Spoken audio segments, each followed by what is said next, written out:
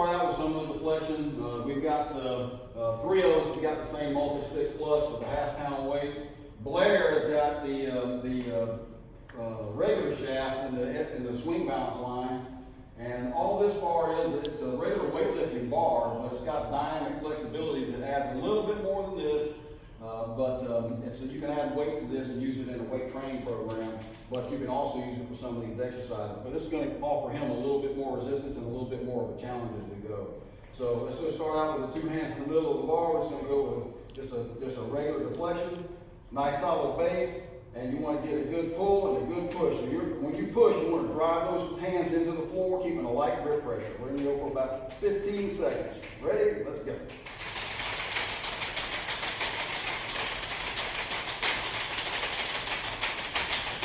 There we go.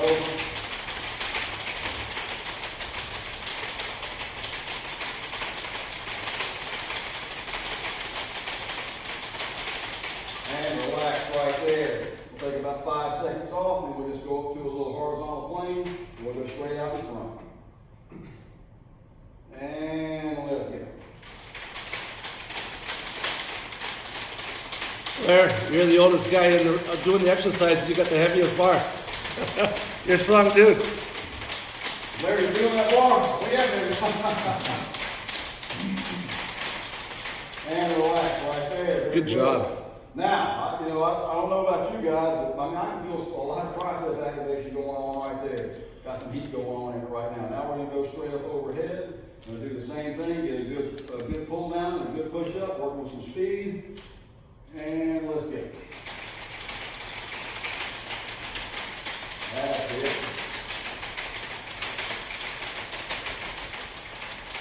That's it. Looking good, guys. I'm trying to get on fire right now. And relax. Larry. All right, now let's take it behind the back. Oh, he wants me to keep this one, so. Do you incorporate the knees into that one, Rob? We can. We're going there next. Okay. All right. Get behind the back. Hands close together. Hands close together. You want to keep that chest up and those shoulders back. You want to open up those shoulders. A little flex in the knees, and we're going to do the same thing. We're just going to go behind the back. All right. Ready? Let's go. Try to forcefully keep those shoulders back. You almost pull them back. You feel yourself pulling back. Scapular retraction. Carry me up right there. That's it.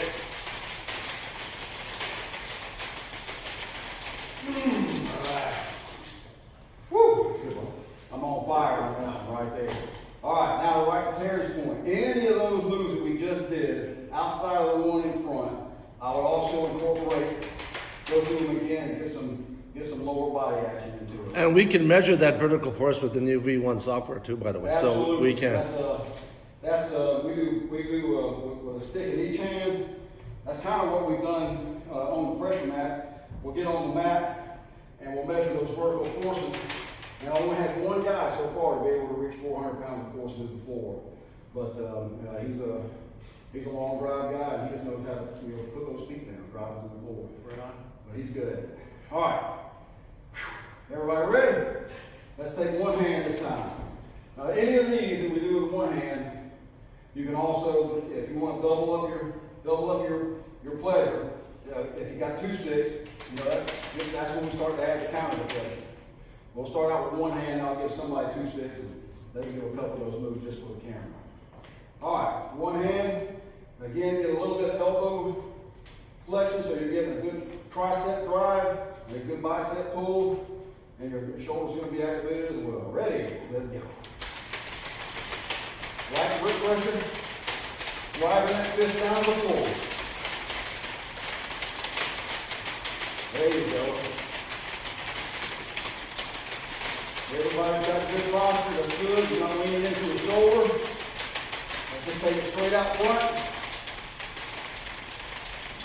Stable to the floor. Try not to get that body moving all around. You can be real stable. Take it right at the top. Pull it and push it. Pull it and push it.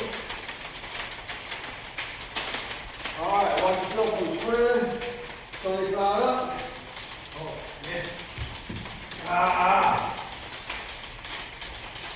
Straight to vertical. Back to horizontal. And stay all the way up. Oh yeah! Bam. All right. Now all you would do with that is just get the other side. If you had two sticks going at the same time. Yeah, we'll give it another one. I'll do this and then do I don't want it. I got the good job.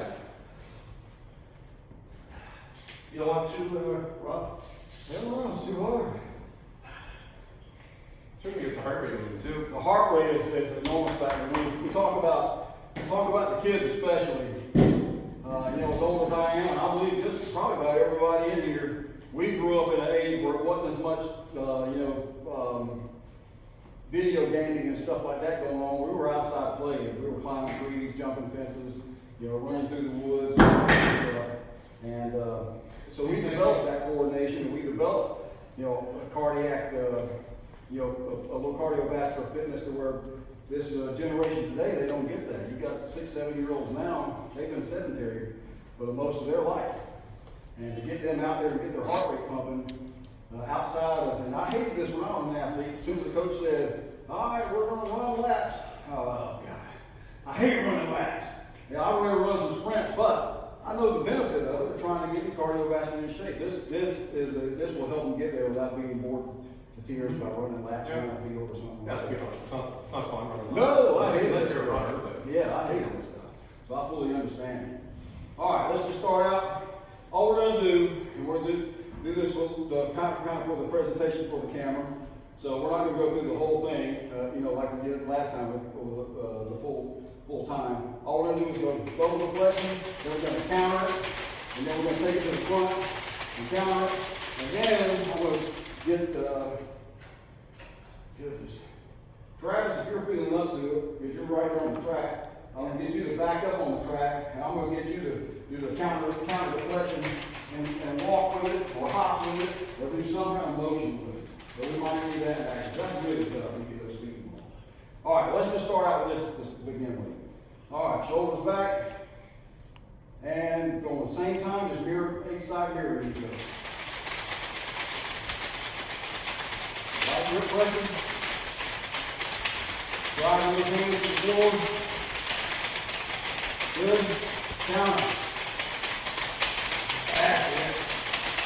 That's tricky. Good. Good. Woo. Take the front. Good counter. You got to bend your knees and drive those heels down so you don't get all wobbly. Too late. Take it to the top. Mirror. Counter. Oh man, that's enough. That's awesome. Rob Taves, that's awesome. Woo. Can you show us the one on the walk? No. Okay, you can. Come on, you can. Travis is going to do that one. Show him how to do it. That way we got that on tape too. Well, all we're really looking at is being able to get the mind to coordinate with the left arm, the right arm, and the lower body. So if you got counter deflection going on and you're not used to it, that's hard enough. But if you're going to counter deflect and walk forward or walk backward, that can add a little bit of difference to the dynamic, and it can really kind of upset the flow of things. All these guys are really athletic. Travis is a CrossFitter, so he's not going to have any problems with it. Let's go ahead and demonstrate it for the camera. All right, start with it. There you go. Then counter. And then take about 5 steps forward. Bigger steps. And then take steps back. That's really good for coordination. I tell you what, it makes a difference just putting motion in any of these things where your brain has to calculate what you're doing, you're applying force, you're receiving force, and you're trying to put that excellent right there. Now walk back. He just got competitive. Did you notice how he couldn't do it well the first time? He just got competitive. That's the first time I've seen that. That's, all right, that's good for you, man. That's good on you.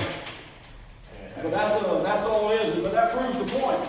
We're taking a super athletic guy and just give him something he doesn't do in his normal training. But if you kind of relate that to what you're doing with your students, teaching golfers to be solid in their posture, come to balance on their through swing, being solid over a putter, whatever it might be, this is the kind of stuff that's going to help them achieve that consistently on a day-to-day basis. Where it makes it easier for you guys to teach them if they're better able to control their.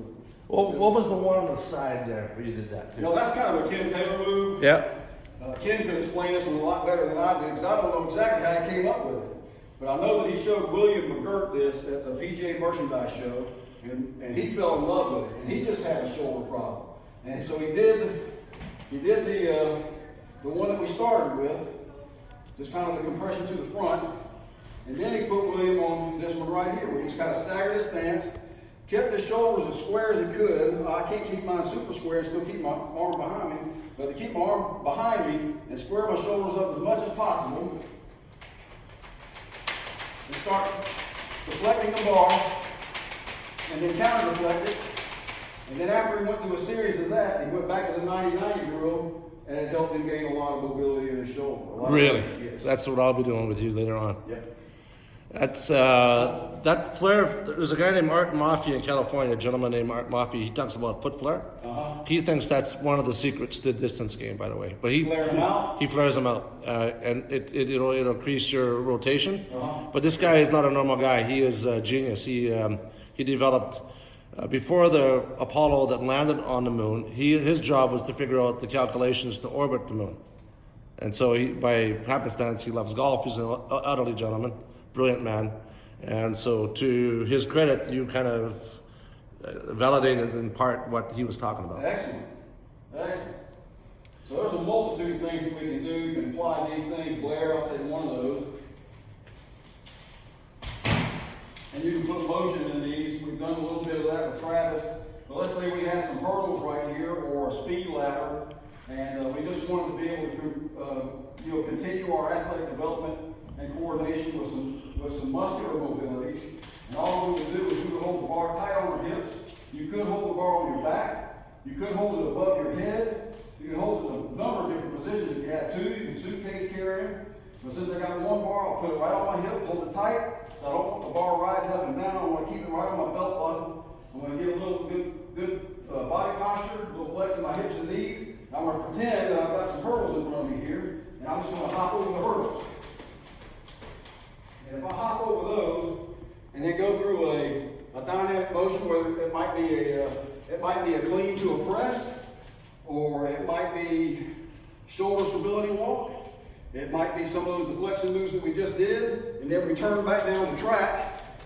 If you put combinations of moves like that together, you're working on the trifecta of what we're trying to do with muscular strength, muscular power, and muscular speed, along with getting your mobility and flexibility in there. I would, and to me, that's where I see, with whatever they can do, we're making them more coordinated. Yeah, that's the whole thing. It's making their brain connect with what they're asking the body to do, which is a unique thing, which is a new thing. And we even saw an improvement, and Travis just did it from the first time to the second time, because the brain started to connect with that and say, okay, how do we do that? What do I have to do different? And it kicks in. Yeah, and it challenged him. It challenged him. He got very competitive. You could see it. Was there. Well, and when you transition them to the lesson tee again, hopefully any technical changes that you advise, because of that, you're going to be able to move a little differently, and you might succeed. A lot of the limitations we have on the lesson tee are a result of the coordination. We just can't move. Exactly. I was given a question at one time if you had to choose, and you had a student on the green, and I'm no golf instructor by any means, and if I had to choose, if a guy's going to spend 2 hours on the putting green, and if he's only got 2 hours to work with, he's going to spend 2 hours on the putting green, or is he going to go do 2 hours of some kind of fitness? And almost to a T, all the golf guys are going, well, you're going to be on the putting green, you're going to be on the putting green.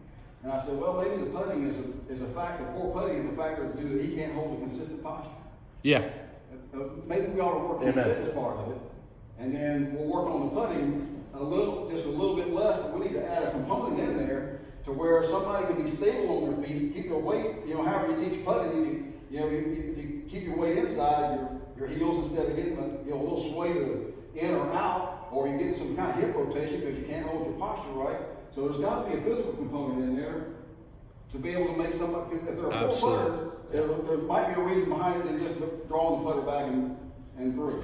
So if you've ever stood on the putting green for like 2 hours at a time, like there's a guy from Minot, North Dakota.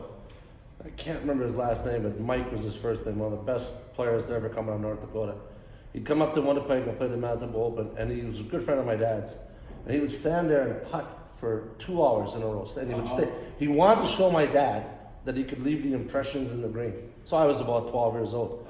So I started doing this, and I just wanted to get my feet in there. But you'd be surprised after the first 30 minutes. yeah. You start feeling it in your back. Yeah. And then the 40 minutes, an hour. And the dynamic posture is everything in golf. From putting to hitting the ball. I guess that's not too dynamic when you're putting, but you're still in posture. Before you got to that green, you just took a driver swing and a 4-iron swing and maybe a wedge shot out of the sand. Yeah. And now you're on the green and your back is fatigued. Yeah.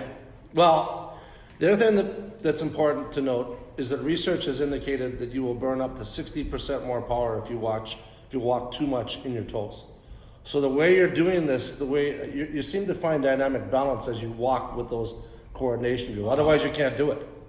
You know what I'm saying? Like Yep. you find your natural gait, Yep. which is what we see on that treadmill when they see biofeedback of the gait, their gait straightens out. We've Yep. seen all, and so you kind of are finding dynamic stability there on your own. All right, now I'm going to add this because that's a perfect transition to some of the other technology we got here. We've got the pressure mat. And with this B1 partnership that's coming up with the pressure mat technology and the ways that this can be viewed, I've only seen just a snippet of this, of how you can change the angle of the grid to where you can see much more clearly than just lines on a screen of where your pressure is in your feet, whether it be heels or toes. And if you take these bars or these exercises and you get on that pressure mat and you start doing the same thing and measuring the differences or the inconsistencies in where your pressure is in your toes or your foot, from your right foot to your left foot, while you're doing those exercises on the mat, then you've got a whole other matrix of things that you can work on or point out to a potential golfer, that this is some things we need to work on to straighten these things out so you can be consistent, or be where I want you to be able to play a better golf game. So these exercises team up well with the pressure mat as well. Yeah, very well. Can you address the number one? The number one, according to the statistics, say the number one injury in golf is shoulder injury. Can you identify a few ways to use this in a safe way to recover from? Well, I know it depends on the yeah, type. the deflection, just the warm up in itself. When we start out with just a little bit of, Ken's got can't remember the name of it, but Ken comes up with great names for exercises. And back in the old days when we were on the machine, this might be a pec, like a pec deck or a fly type motion. But with this bar, he calls it the tsunami squeeze or something like that. I'm not quite sure, I can't remember, but it's very effective, as you all have each seen. That it takes your range of motion to a different degree right off the bat. So if you take those, and I'm going to get to that too, you take those exercises, deflection exercises, along with some of the stuff that we talked about earlier, to where you can do isometric type of moves, to where we don't want to shorten or lengthen the muscle. We want to keep maybe the shoulder in one spot, and all we want to do is get some lower body action. So now I'm getting impulse forces throughout my wrist, my forearms, my bis and tris, all the way up to my shoulder, but I'm not getting any rotation in my shoulder at all, so I'm not actively rotating or activating the muscle outside of what I was getting isometrically. So I'm getting impulse forces in the shoulder, and I can do that from up and down. I can take a staggered stance, keep my elbow to my side, my shoulder stable, and I can just rotate my upper body and my shoulder vertical forward and back, but I'm not getting any rotation in and out with the shoulder. So I can take an injured shoulder or something that needs a little bit of relief that you might be doing some band exercises with and get a good effect with using the tsunami bar technology or the swing balance technology. So we've got plenty of things we can do. Stability walks or stability exercises. You can get the bar all the way up. And again, you can just don't have to move the shoulder. Just get the lower body going, and the shoulder is going to be able to absorb those impulse forces just in the overhead move. Now, we've got, where'd you put it? Oh, there it is. Okay, thank you. By the way, Rob invented this tool. This is you know, we call it an elbow shoulder trainer, and kind of came about it out of need for myself, and it's really just a simple device. It's got a crock collar on it that you can take off and you can interchange the weights. It comes with a 1.25 pound weight. But, when I trained with it originally, I had a 5 pound weight on it, but I really wouldn't put more than 5 or 10 pounds, 10 pounds maximum on it, because if you're going to work with it at the end of the bar, you can see with that pound and a quarter, it's flexing a good bit already. So I put 3 3/4 pounds more on it. It's going to flex way down here, and it becomes very difficult to hold up here. So at the time, I was having a lot of tendonitis, medial and lateral epicondyles racking up on me. So I just went through a standard protocol, but I had to start up here, because the farther up I choke up on the handle, I don't get as much dynamic load because I'm closer to the weight, and I can do some supination, some pronation, just rotating the device through a range of motion. And my flexors and extensors and my forearms are working, getting some blood flow. And as my epicondylitis in both medial and lateral started to subside, and I got stronger, I could move incrementally down the bar. And I had, like I said, I had a little bit more weight on there, but the 1 1/4 pound works very well for the majority of the population. And I could go through the same exercises, but now I get a much deeper eccentric pull on both the pronated side and the supinated side. And then I can also work my infraspinatus and my teres minor. If I stabilize my arm on a table or something where it's stable at the top, I can throw that handle into my forearm, get a little bit of a dynamic pull off the weight at the top, and then ease my arm down, and I can work on my decelerators in my shoulder to ward off some rotator cuff injuries that might come, especially for your throwing athletes. Rob, that movement right there, which moving the wrist in that direction, Yep. that's something we see in the golf swing. Yep, vertical hinge and Right, Yep. and so is there an application for that, or is it Yes. just kind of blended in Yeah, there? absolutely. I mean, you can do the ulnar deviation and the radial deviation the same way. Now you won't get quite as much dynamic load unless you add more weight. But when I did this, primarily I used a golf club. I just used like a 6 iron and a 7 iron, and I used them out there in the end. But golf clubs, I couldn't carry them around everywhere, and they didn't have them in a PT facility.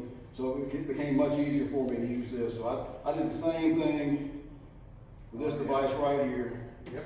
and it worked on vertical and horizontal hinge just as well. And then those speed sticks that I was telling you about earlier, Oh, yes. that George Bryant really likes to use. I wish I should have brought a pair. If I thought about it, I brought a pair. But those have become, even though they weren't developed for the golfing community, they've become a golfing favorite. Yeah. They've really kind of taken off on the golf side. What are they? Speed sticks. Super speed? No, these are sticks that are made out of composite material. They're about probably about that long, about 13 inches long, and they have a shiftable weight on the inside, and they're very pliable. So they were developed to hold in the hands for runners. So sprinters can work on arm rotation to match up with their stride length and stride frequency to be able to run faster. So, but George started using them on the golf side, and he started developing a series of exercises where he's just working the wrist and the forearms and doing them about 3 or 4 different motions that just light him up. And George has difficulty with his hands, and they really help him a lot. I just texted Mike Ramsey. We're going to add that to the swing balance line. There you go.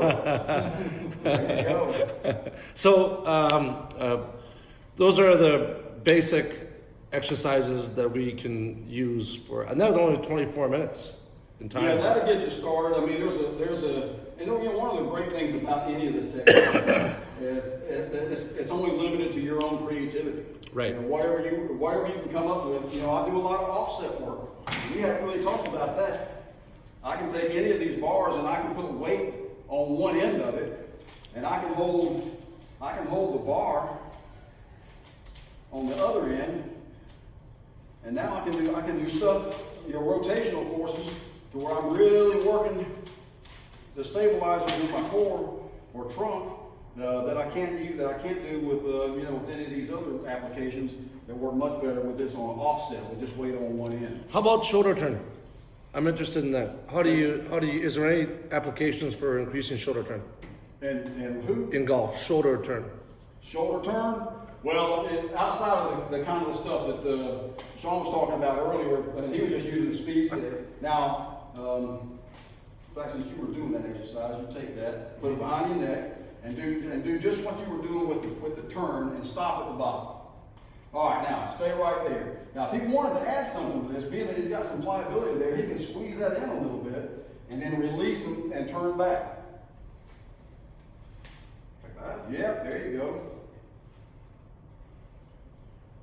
This is a good angle for this too.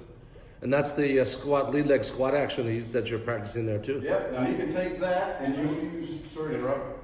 If we were doing this though, should we do the equal amount on the opposite side? Would you recommend? Well, when I was a baseball player and I started out as a right-hand hitter, I'm a lefty, but I just naturally went to the right side of the plate. But back then, in that day, it was almost like the devil must be inside that boy because he's a left-hander, he should be hitting left-handed. So they switched me around to the other side of the plate. Now, at that time, I kind of fought it because I just seemed to be a natural right-handed hitter. So I struggled a little bit, but after I got a little bit older and understood, swinging from both sides helped me out. So I know Bill Mickelson's one of those guys, and a lot of those tour players are. I've seen couples do it, and a lot of guys, they warm up swinging from the right and the left side. So anything that you do on the golf side dynamically, I think that doing it from both sides would be a benefit. Now, that's just part of it. And you can use any of these other bars and do some of the stuff that we'd already talked about. So you got the little pump drill, and then from the trail heel to the lead heel, put the brakes on it. And when I put those brakes on it, I get a really hard charge out of my abdominal muscles. I get a lot of weight on my lead side. And then if I take that and transition it to a speed stick, and then get on the pressure mat, see where I'm at, and swing the club in live action, I think that you're probably going to see some kind of positive result of what shows up on the graphics. Absolutely, you will. We've done it. You will absolutely see distance gain. Any questions, you guys? I think we had a good session. That's great. Thank you very much, Rob. Yeah. Oh, most welcome. Outstanding. Now, I know there's going to be some questions developed, and especially after you introduce it to some kids, because they have a way of doing things that make you have another question, and then another question, because they're just going to do stuff that you're going to see it, you're going to go, I can spin off of that. George does this a lot. A kid will grab it, and he'll start doing something with it, and he'll see a way to transition to that to a part of the routine, because kids just have a way of figuring things out and doing stuff because they don't know anything. They just pick up stuff and do it. And then we